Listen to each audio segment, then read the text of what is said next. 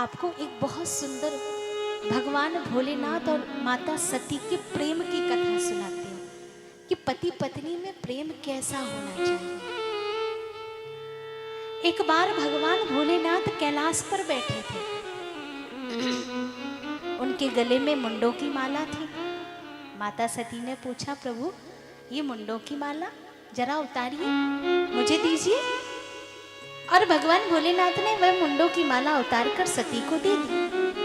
सती ने एक एक मन के गिनने शुरू किए। देखा कि माला में तो सिर्फ 107 ही है, एक मन का कम है। सती ने पूछा, प्रभु ये कैसी माला पहने हो खंडित, जो खंडित है। मन के तो 108 के होते हैं, आपने तो 107 के पहन रखे, ये तो खंडित है, इसको क्यों पहन रखा है। और अच्छा ये तो बताओ, ये जो इतने सारे मुंड हैं ये किसके हैं? ऐसा कौन है आपके जीवन में जो इतना प्रिय है जिसको आप गले में लटका के रखते हैं? भगवान भोलेनाथ ने कहा, सती ये कोई और नहीं है, ये तुम ही हो। तुमने 107 बार जन्म लिया और 107 बार तुम्हारे जन्म हुआ, फिर मृत्यु को प्राप्त हुई, और हर जन्म में मैंने तुमको अपने गले में मुंड के रूप में लटका लिया। तो महाराज अभी तो एक बाकी है। इसका मतलब है कि एक बाकी है, और एक जब तक पूरा नहीं होगा तब तक ये माला पूरी नहीं होगी।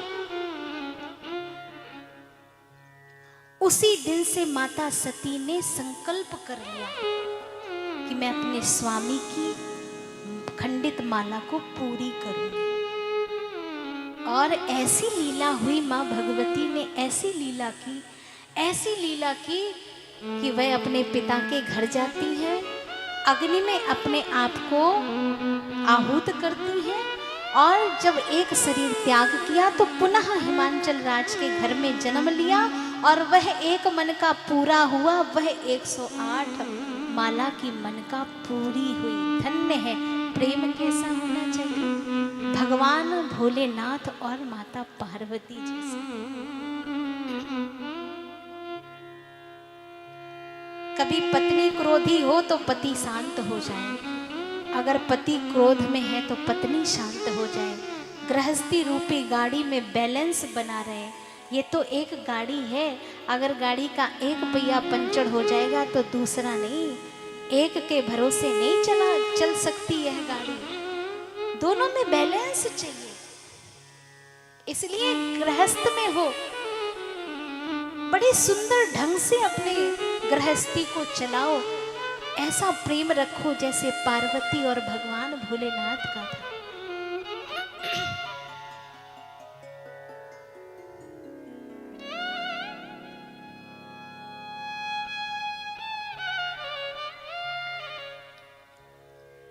भगवान भोलेनाथ तो सामर्थ्य हैं। नारद जी ने कहा, हे हिमांचल राज, वे सती ही आपके यहाँ पर पार्वती बनकर आई हैं, और ये आपकी पुत्री पूर्व जन्म में सती थी, दक्ष के यहाँ प्रकट हुई थी, अब वह पुनः आपके घर में प्रकट हुई हैं। और नारद जी इस प्रकार कहकर चले गए। मैना जी ने एकांत पाकर हिमांचल राज से कहा कि मैंने नारद जी के सारे वचनों को सुना है।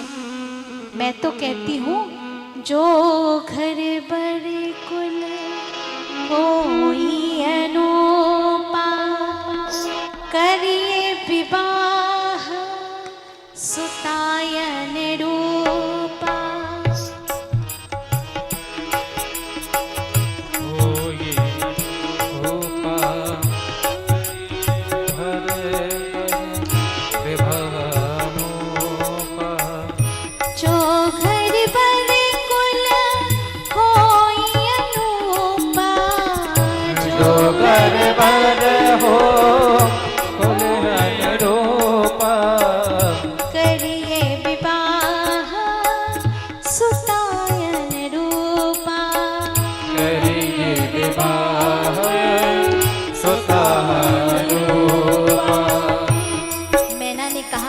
स्वामी, बेटी का घर वहीं पे करना है जहां वर उसके अनुकूल हो, कुल अनुकूल हो, नहीं तो मैं अपनी बेटी का विवाह नहीं करूंगी। हिमांचल राज ने कहा, देखो देवी, तुम कुछ भी कहो, लेकिन नारद जी जो कहकर गए हैं वो तीनों कालों में सत्य होगा, इसलिए हमें स्वीकार कर लेना चाहिए।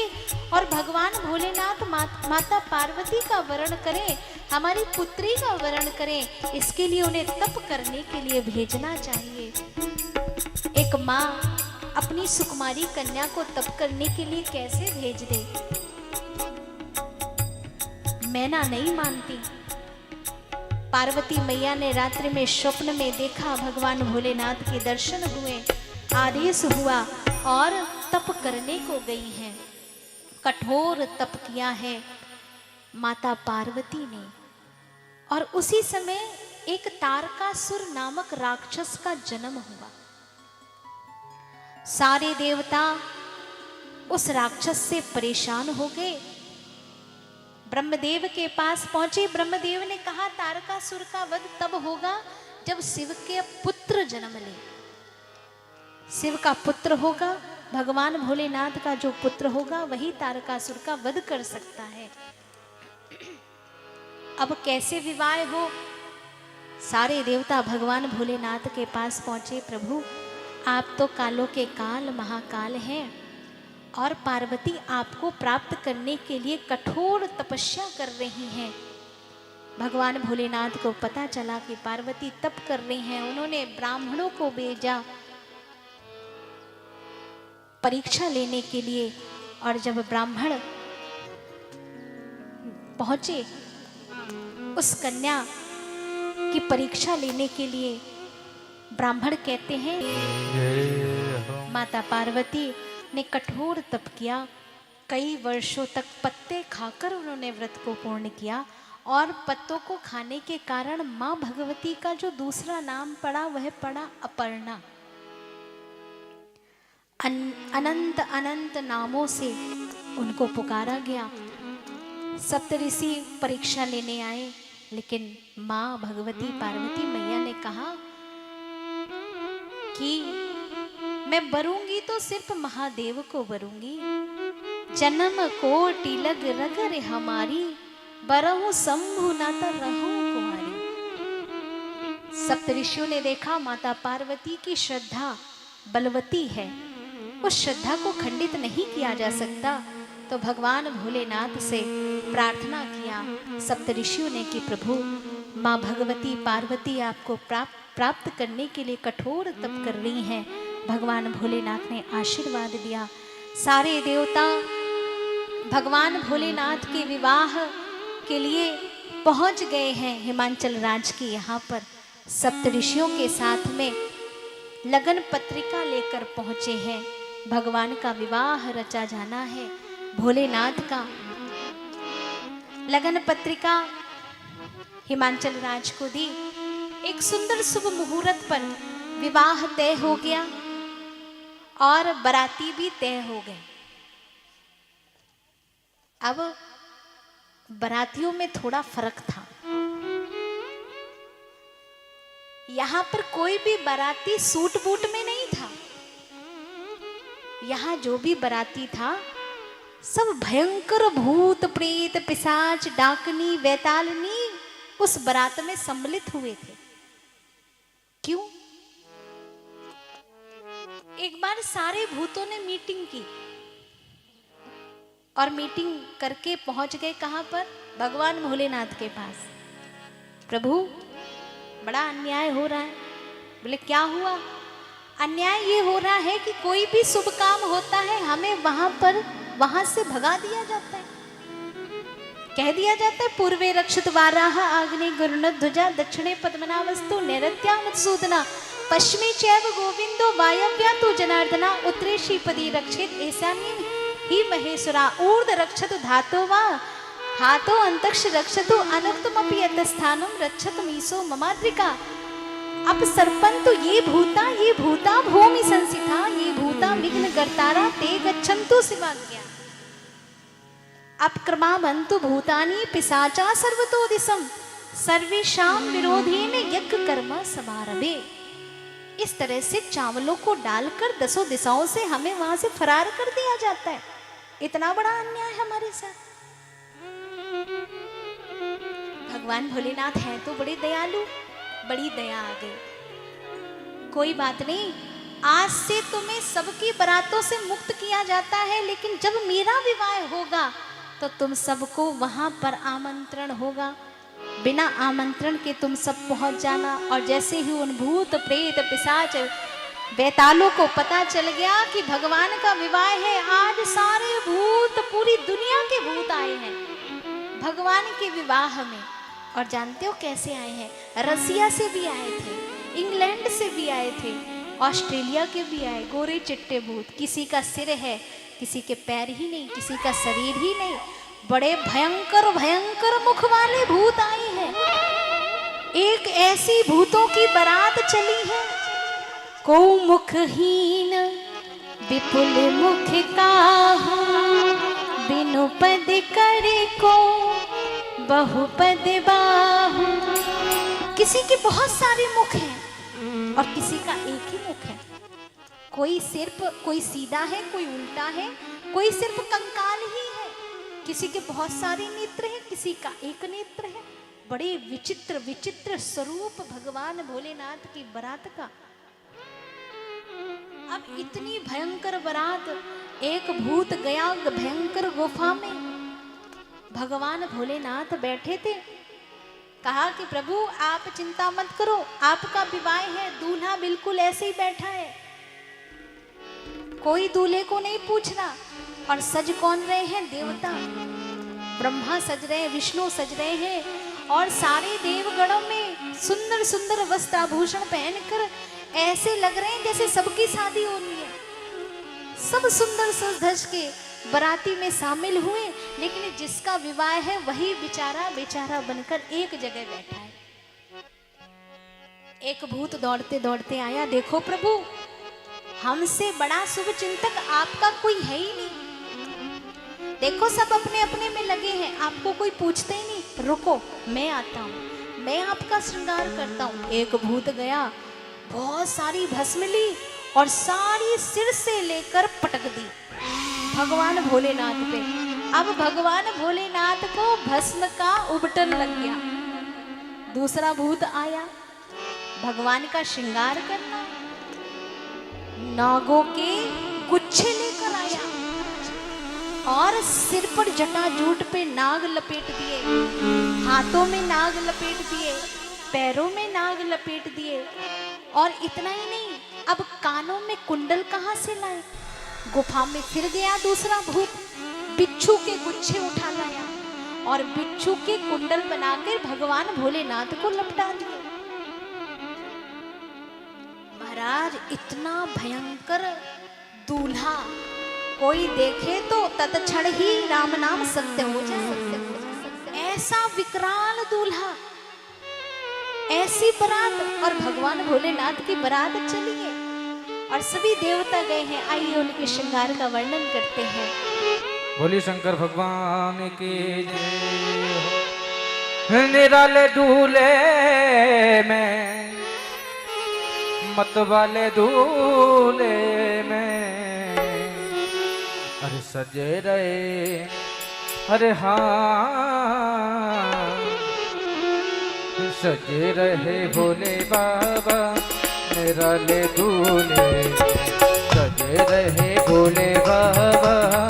निराले दूल्हे, निराले दूल्हे में, मत वाले दूल्हे में, निराले दूल्हे में, मत वाले दूल्हे, निराले दूल्हे में, अरे हाँ निराले दूल्हे में, मत वाले दूल्हे, निराले दूल्हे में, मत वाले दूल्हे, सजे रहे भोले बाबा। निराले दूल्हे में सजे रहे भोले बाबा। निराले दूल्हे में। आइए, कितने भक्त भोले बाबा की बारात में चलेंगे?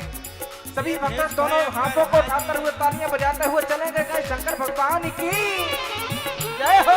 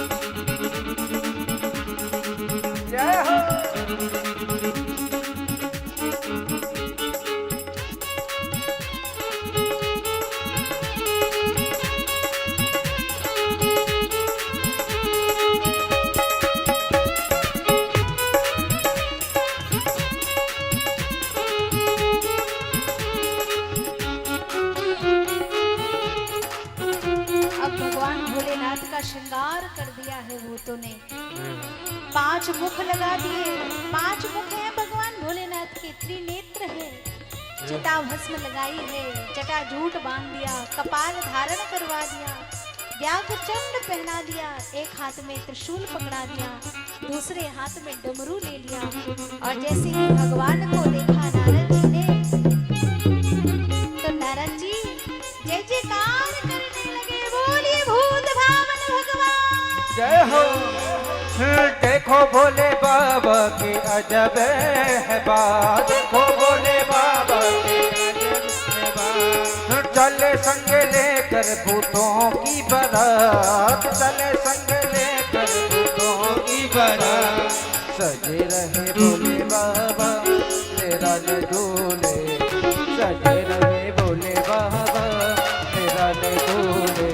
निराले दूल्हे में मतवाले दूल्हे में, निराले दूल्हे में मतवाले दूल्हे में। सजे रहे भोले बाबा तेरा ले दूल्हे में।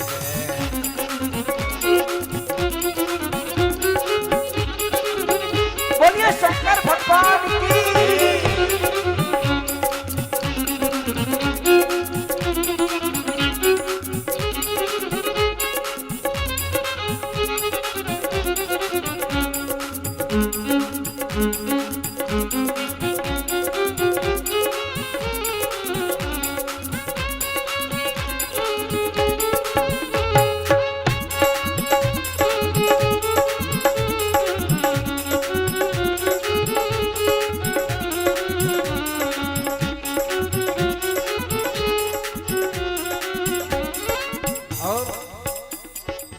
भोले बाबा के वर्णन है शादी के। आइए सभी भक्त तालियां बजाते हुए गाएंगे। अच्छा एक बात बताइए, आपके बेटे का जन्म विवाह होता है तो ऐसे ही बैठे रहते हो, हाथ में धरे हाथ क्या करते हो? खड़े होते हो, नाचते हो कि नहीं नाचते? कितने लोग शादियों में नाचते हैं? सभी नाचते हैं। नाचते कि नीम सिंह जी फिर क्यों बैठे हो? हाँ खड़े हो जाओ। बोलिए शंकर भोलेनाथ की जय हो। और है भेष निराला, पिए भांग का प्याला, सज राजा में संगा, तन भस्म लगाए, ओले मृगशाला, गले नाग की माला, है शीश पे गंगा, मस्तक में चंगा, डमरू पे संगा, त्रिशूल विराजे, भूतों की टोली लेकर चले हैं ससुराल, भूतों की टोली लेकर चले हैं ससुराल, भूतों की टोली लेकर चले हैं ससुराल, भूतों की टोली लेकर चले हैं ससुराल। शिव भोले जी दिगंबर हो बैल पे सवार, हो बैल पे सवार, सजे रहे भोले बाबा मेरा ले दूल्हे, सजे रहे भोले बाबा मेरा ले दूल्हे। निराले दूल्हे में मतवाले दूल्हे में, निराले दूल्हे में मतवाले दूल्हे में, सजे रहे भोले बाबा मेरा ले दूल्हे में, सजे रहे भोले बाबा मेरा ले दूल्हे में। बोलिए शंकर भगवान की।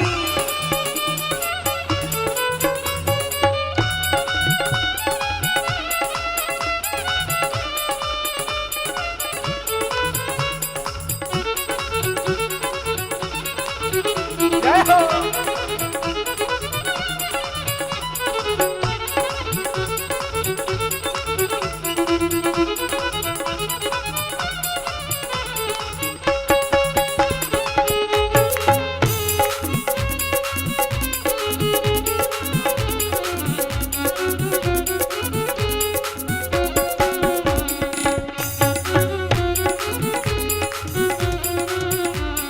सजे रहे भोले बाबा मेरा ले दूल्हे, सजे रहे भोले बाबा मेरा ले दूल्हे, सजे रहे भोले बाबा मेरा ले दूल्हे, सजे रहे भोले बाबा मेरा ले दूल्हे। निराले दूल्हे में मतवाले दूल्हे में, निराले दूल्हे में मतवाले दूल्हे, सजे रहे भोले बाबा मेरा ले दूल्हे, सजे रहे भोले बाबा मेरा ले दूल्हे, सजे रहे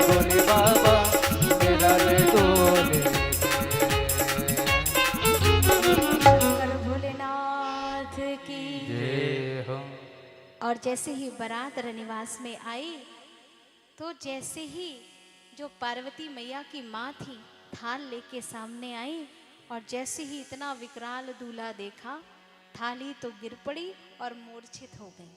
जी हाँ। लोगों ने कहा कि भाई देखो दूल्हे का कितना बड़ा अपमान हुआ। दूल्हा घर पर आए और घर वाले मूर्छित होके गिर जाएं या भाग जाएं तो ये तो दूल्हे का अपमान है। देखो देखो, बोले बाबा, एक भूत ने बोला, देखो देखो, जगत के लोग भी तुम्हारी इज्जत नहीं करते, देखो कितना बड़ा अपमान किया तुम्हारा। दुल्हन की माँ, देखो आदर सत्कार करना चाहिए था। उतने में ही देवर्षि नारद बोले, अरे भूत चुप हो जा, फालतू की बकवास मत कर। अरे जो पार्वती की माँ है वो बड़ी ज्ञानवान है। वो थाल में लोटे में जल लेकर आई। उन्होंने देखा कि जब जिस मेरे जा माता के शीश पर तो गंगा बह रही है, इस लोटे के जल से मैं क्या करूंगी, इसलिए जल भी गिर गया। और जब देखा कि आरती की थाल में दीपक जलाया, अरे जिसके शीश पर साक्षात चंद्रमा विराजमान है उसको साधारण सा दीपक क्या दिखाऊंगी। बड़ी सुंदर बातें बोलकर देवर्षि नारद ने वहां के माहौल को ठीक किया। मैना को समझाया कि मैना, ये जो पुत्री है यही सती है और ये इन्हीं के लिए बनी है। और फिर सभी राजा और रानी दोनों प्रसन्न होकर, और इधर सारे देवताओं ने भगवान भोलेनाथ का बड़ा सुंदर रूप धारण करवाया। वो सारा रूप बदलकर अब भगवान भोलेनाथ ने सुंदर रूप धारण किया है, दूल्हे के भेष में आए हैं। और एक सखी दूसरी सखी से कह रही है, पार्वती देख तो तेरा दूल्हा कैसे आया है। हे गौरा माँ पार्वती, हे गौरा माँ पार्वती तेरा दूल्हा कैसे आया है। हे गौरा माँ पार्वती तेरा दूल्हा कैसे आया रे। हे गौरा माँ पार्वती तेरा दूल्हा कैसे आया है। हे गौरा माँ पार्वती तेरा दूल्हा कैसा आया रे।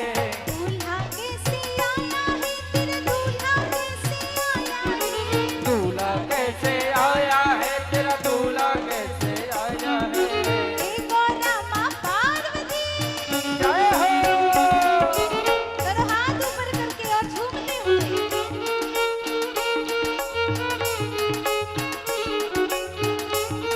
जय हो। बोलिए शंकर भगवान की।